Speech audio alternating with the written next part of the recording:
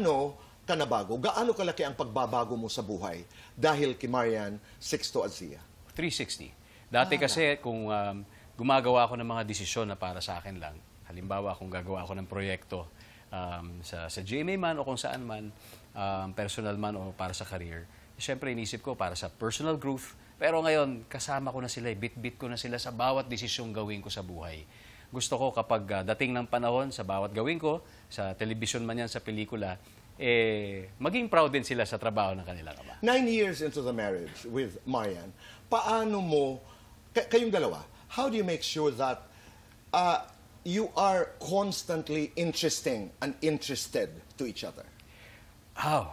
And coming from the, sana mag-date tayo mamaya. Oo, kasi talagang kailangan parating may ganung exciting moments sa bawat isa. Kasi especially ngayon, busy si Marian.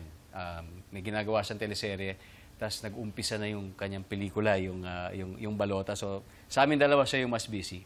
So, ako yung nagsasabi, pag okay na yan, let's make time together. Kasi kapag nakakapag-usap kami, kahit sabihin mong simpleng drive lang na magkasama kami, ang dami naming napag-uusapang mga bagay na ang sarap pag-usapan. Para sa amin, we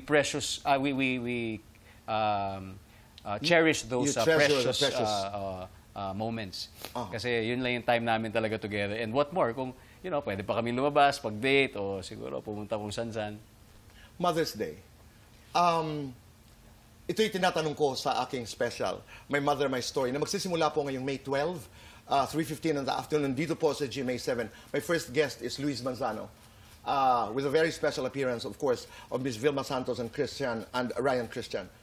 Naging sino ka dong dahil sa iyong ina? Sa tingin ko, malaking factor yung pag-unawa ko kung ano ibig sabihin ng empathy dahil sa aking ina. Dahil yun yung nakita ko talaga sa kanya while growing up. Yun yung ipinaramdam niya sa akin, yun yung ipinaranas niya sa akin. Hey ma, if you're watching, I love you.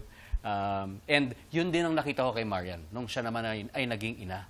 So mas na-validate talaga yung ginagawa ng nanay ko sa akin. Mas nagkaroon ako ng deeper respect, admiration, and understanding of how mothers really do it. Dahil nakita ko firsthand kay Marian.